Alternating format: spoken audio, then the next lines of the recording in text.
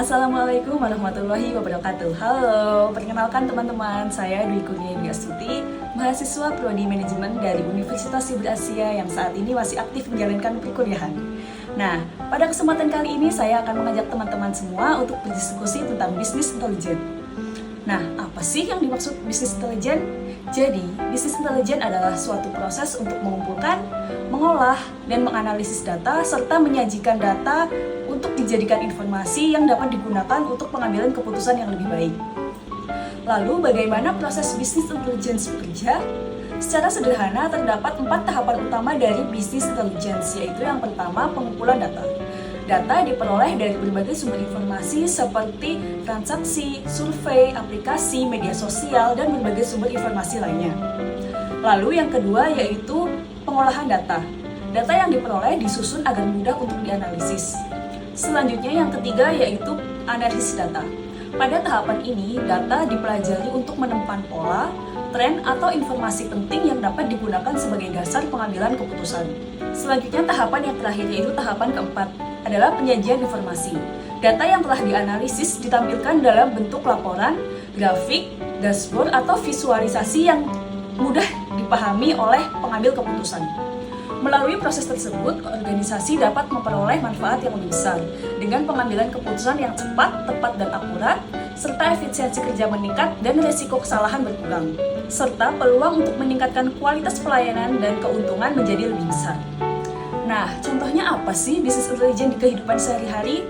Misalnya nih, teman-teman membuka media sosial atau marketplace dan tiba-tiba menunjukkan hal-hal rekomendasi atau yang kalian inginkan. Misalnya, rekomendasi tempat, rekomendasi makanan, atau rekomendasi barang. Hal itu bukan tanpa sebab. Jadi, di perangkat kalian terdapat data berupa riwayat pencarian, riwayat GPS, atau riwayat berbagi ke teman-teman kalian yang dapat dijadikan informasi untuk menampilkan rekomendasi-rekomendasi tersebut. Nah, hal ini merupakan contoh dari bisnis intelijen di kehidupan sehari-hari. Contoh lain bisnis intelijen dalam kehidupan sehari-hari adalah penggunaan aplikasi transportasi online dan navigasi. Setiap harinya ribuan bahkan jutaan pengguna menggunakan aplikasi ini untuk mencari rute perjalanan. Sistem mengambil data berupa lokasi kendaraan, kondisi lalu lintas, dan waktu perjalanan. Data ini diolah secara real-time sehingga dapat menampilkan informasi berupa perkiraan waktu perjalanan, titik kemacetan, dan kondisi lalu lintas yang akan dilewati oleh pengguna. Selain di kehidupan sehari-hari, bisnis intelijen juga diterapkan pada instansi pemerintahan, yaitu dengan melakukan analisis dari data masyarakat dan penilaian kinerja, sehingga dapat meningkatkan kualitas pelayanan publik pada instansi pemerintah tersebut. Selain itu, bisnis intelijen juga diterapkan dalam bidang kesehatan, di mana rumah sakit dan fasilitas kesehatan mengelola data dari pasien, jadwal dokter, tingkat penggunaan obat, dan tingkat kunjungan pasien yang diolah sehingga dapat meningkatkan kualitas pelayanan dari rumah sakit dan fasilitas kesehatan tersebut.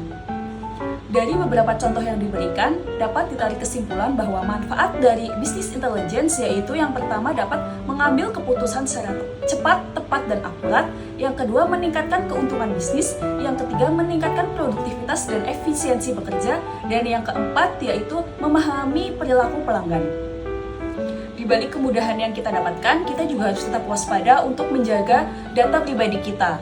Contohnya, tidak mengunggah KTP, SIM, atau data pribadi lain ke platform digital. Nah, jadi gimana teman-teman? Jadi, rekomendasi tempat, makanan, atau yang lainnya yang muncul di media sosial atau marketplace kalian bukan tanpa sebab, tetapi karena data yang ada di perangkat kalian diolah dan dianalisis sehingga memunculkan rekomendasi tersebut.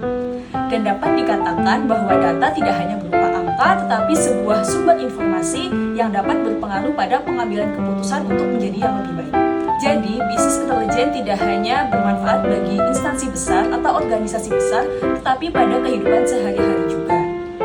Jadi, setiap kali kalian menggunakan layanan digital secara cepat, tepat, dan sesuai kebutuhan, kemungkinan bisnis intelijen sedang bekerja di balik layar.